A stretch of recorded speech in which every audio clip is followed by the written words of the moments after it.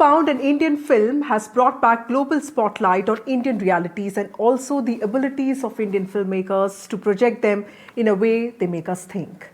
Homebound is part of the global shortlist for Oscars. Joining us now is Neeraj Ghaywan, the filmmaker, the maker, the creator of this masterpiece. Thank you so much, Mr. Ghaywan, for your time, and congratulations for making it to the global shortlist for Oscars. I have seen your movies from Masan to Gili Pucci to Made in Heaven and now finally Homebound. You've often said that your entire being is in filmmaking. You've talked about being mad, passionate about cinema. For somebody who's so personally invested in your subject, and you've also portrayed marginalization in different ways in all your movies, what does this global recognition, being part of the global shortlist for Oscars, mean personally? You know, I'm not able to dissociate my personal with the film at the moment. So I'm ecstatic about this opportunity that it represents our country at such a global stage. And I take that as a huge responsibility. And because of that, I'm also nervous and I'm also excited at the same time. And like I said before, that I'm going to do everything possible to make this happen. And my producers, Dharma Productions with Karan Johar, they're doing everything possible. He's not leaving any stone unturned. I've been doing a tour. I spent about a month and a half in LA and London and New York, where we've been campaigning, and I'm going to go again.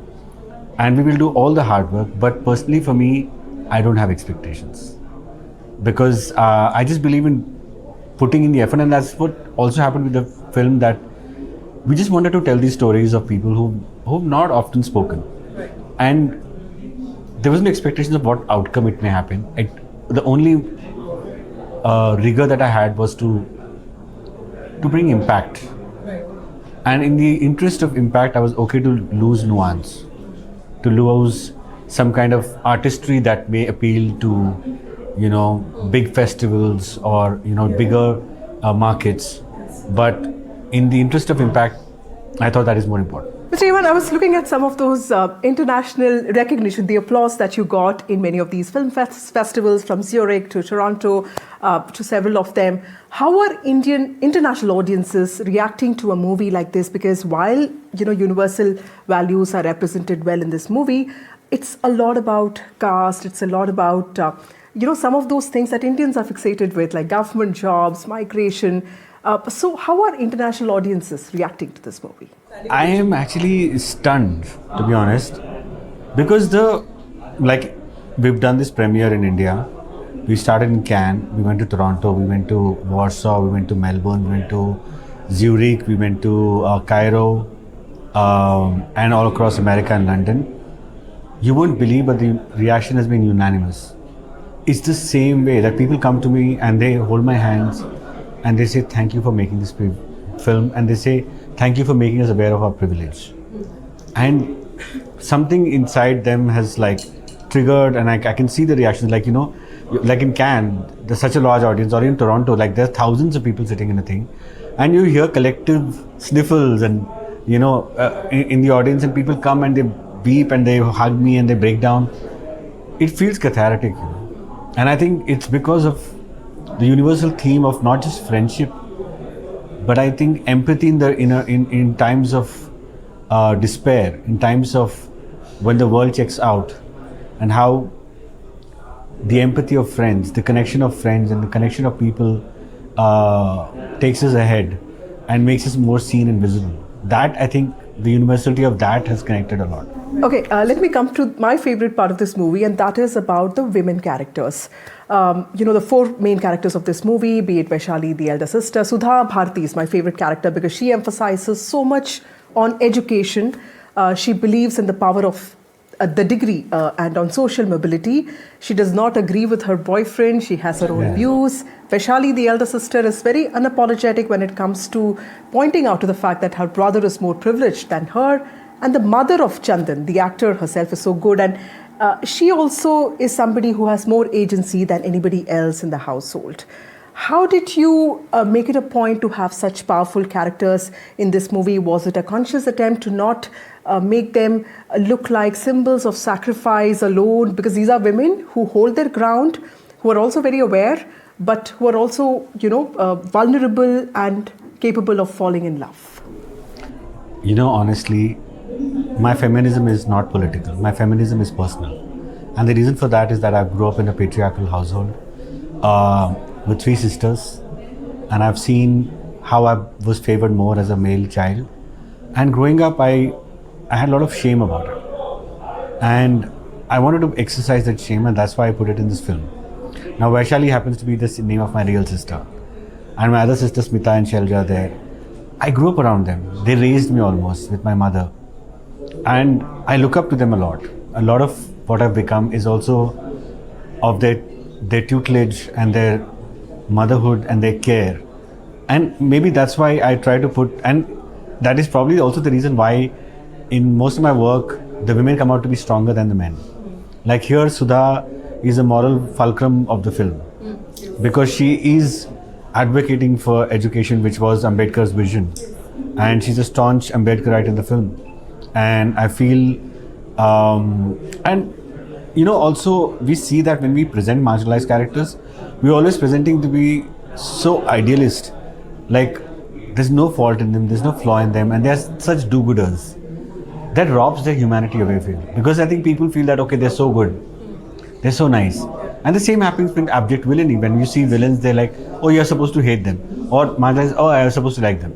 But we need to present them as humans. Is that why you had to show that fight between Shoaib and Chandan, because you wanted to bring out the human aspect to these characters? Yes, because, you know, also you have to show that in the community also there are, like, you know, I mean, I've maintained this every time. You go to any community across the world. It could be a marginalized community or a privileged community. It could be any country, any situation. The one thing that is across the board common, even LGBTQI, is patriarchy. And that's exactly the point, that, you know, even in a Dalit household, there are moments of patriarchy that happen, and also inadvertent, because the family didn't have chance, so they had to pick one, and they picked the male child. That also I had to exercise in that way. So, and also Shalini Vats, who plays the mother, Phool, her resilience is something that I would want, and I've seen my mother go through it. Like, you know, she started with a very humble, she started as a tailor, you know, and just to make ends meet, just to get us into schools and get us good school uniforms. And thereon, I think she started garments, so she opened up one garment or two garments, so then, you know, she's become, and I think she still doesn't get her due. And maybe my attempt is to somewhere validate her existence through my characters. Okay, so my favorite scene in this movie is also when the mother of Chandan, you know, she loses her job. She gets fired as a cook of, you know, in a government school, because people in the village, the upper caste people, don't want her cooking for the children of the village. And she is distraught, but she's just looking at this portrait of B.R. Ambedkar as if she's looking for solutions. You have often used B.R. Ambedkar in all your movies. In fact, I saw a Buddhist wedding for the first time in one of your creations. Yeah. You've showed that again in this movie as well. As a political journalist, I do feel that identity politics has empowered a lot of communities, because all political parties now talk about reservations, representation. They know reservations is doing good for the country in terms of you know, affirmative action. But social realities don't seem to be changing that much. As a filmmaker, how do you see the influence of caste? As a filmmaker, I'm a little disappointed, to be honest with you, because as I was speaking earlier, in most of our mainstream media, in not just in cinema and art, I mean, of course, in academia, judiciary, parliamentary, politics, in various state apparatuses, we see a monopoly of 15% of people from the higher caste or the privileged caste who are telling stories, and they're making them, and also it's also about them. So what about the rest of the India? I think if our cinema can wake up to the fact that there are other people, like for instance, there is this popular show Panchayat, you know, and everybody raves about how it's a representation of villages. But which village have you seen where all of them are upper caste? Where is the fair representation? If educated people are not showing this, that is the whole idea of representation and not reservation. So I think we should look into that, and I feel one day will come where we have fair representation. So do you think it's about thinking and back, also, or it's not reparation. It's not reparation for the past. It is just representation of the population that has to be duly recognized in various forms. Another thing that made me very curious is how did you prepare the cast and crew for a movie like this? Because it's a very powerful movie, but these are not aspirational characters. Nobody wants to be a Chandan or a Shoaib, and I'm sure Janvi and Nishan would have had difficulties in understanding the worldview of these characters. The milieu is something so particular to rural, Indians. At the same time, this movie is not very righteous. I mean, it does not portray this image of being very righteous. It's not very preachy. So you made a movie that's accessible, but also shows the brutalities of caste. So how did you manage that? How did you prepare these actors, the mainstream actors, for their respective roles? See, I feel the purpose of art is not to answer. The purpose of art is to question. Is to hold a mirror and then let people introspect the way they do. In that attempt, when these actors came on board, I told them that, listen, you guys have got the part, now you'll have to earn the part. Because you are representing millions of Shoaibs, millions of Chandans, millions of Sudhas across India. It is your collective responsibility to do it with dignity and responsibility. And for that, you guys have to make the effort. These characters are not going to come to you, you will have to come to them. So there was a whole 2 months of workshop where I spoke about language, culture, which are essential for me. And I spoke about India and its diversity and, also about caste. Like I gave all of them to read Annihilation of Caste. And they read it. And they had profound changes in them. Then they started questioning their own privilege. And I seek for change the method thing that actors talk about. Like they insist on a lot of physicality, but I feel it should be internal. There should be an internal change, and they should feel for what they're representing. They should understand it deep down, and that's when I feel it's a win. Because otherwise, you're a great actor. You'll perform it. You'll know how to move the stage. You'll know how to say the line. You're just parroting, but are you believing in what you're saying? That conviction has to be there, and that's when I feel that we'll be honest to the characters that we play and represent of India that needs interpretation. Okay, so the movie starts with this frame of a railway station. You show trains, you show buses, and you show the long road. Metaphorically, villages, lead to cities, and cities are often seen as less oppressive, but then you also show that realities don't really change for a lot of people. So you use mobility, you use distance, and more importantly, COVID, to talk about social distancing and the aspect of caste. Can you explain to us how did you think about that? Actually, during the pandemic, I used to feel this thing, like how social distancing. And I used to feel that, people in villages might just do it and they just got a legit excuse to now openly talk about like distancing away people. And I think much later in the third stage or second stage, I think we could see that job loss happened more to marginalized communities post-pandemic, because people use that as an excuse to distance them away even further. And this was a fact that had to be brought out, that, people keep saying that how the pandemic was a leveler. It was not a leveler. It was, in fact, it brought out the distinction even more, that we all could sit in our homes. We could bake banana bread and we could clink our glasses on Zoom and talk about boredom and ennui that set in during the pandemic. But there was a whole entire India that was out there trying to figure out if they should go home or save their jobs or risk the pandemic, risk infection. And those were the realities that they were living. And while we were talking about that, and how everybody said that everybody is stranded, everybody is this thing. But we getting stranded in our homes without jobs and still getting paid is different from people who are literally have to make a choice between death or career. That is different, and that has to be acknowledged. Mr. Ghaywan, I'm a Tamilian and I've seen a lot of movies on caste, and I really like the movies in Tamil that have been made on caste, Parayarum Perumal or Karnan or Asuran or Kabali or yes, Jai Bhim and yes, Bison also.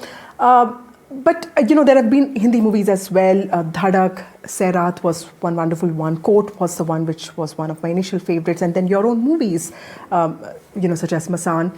Do you think that finally the country like ours is watching these movies with acceptance, with guilt, not just appreciation? What is it that is changing about Indian society that these movies made on identity politics, specifically caste, are doing well? Is it also because producers like Dharma are backing some of these movies? And how do you personally see this recognition or acknowledgement? It's a great time, and I think Karan Johar doesn't get talked about enough. I mean, in a year, he's produced 2 films which are biggest proponents and talking about identity and caste. Dhadak 2 and Homebound. It is a welcome change. For such a big producer to back it all the way, he has been a rock on this film. And I feel it's a great time that people are talking about it.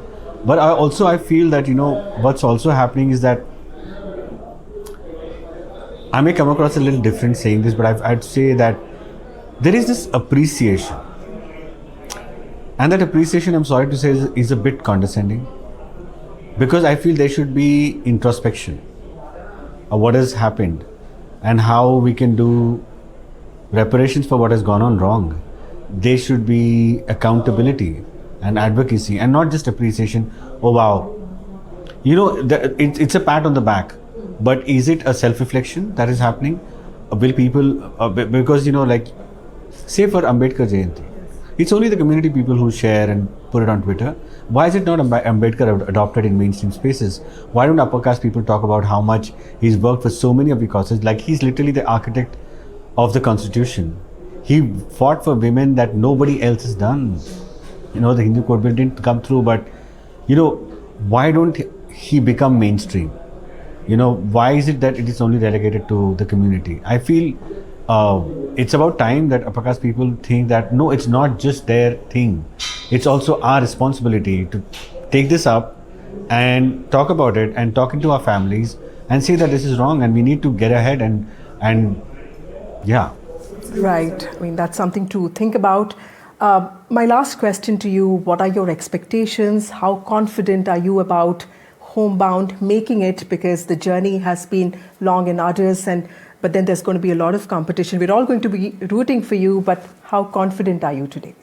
See, like I said earlier, I am only going to work hard. I'm not going to stop. I am extremely exhausted at the moment. Even jet lag is confused what to do with me because of so many countries that I've traveled so far. But I will continue doing that. I'm again going to LA and I'll work very hard, but I don't want to have expectations. I'll leave it to the energy of the universe and maybe the wishes of how much it would mean to the million Shoaibs and Chandans out there and Sudhas.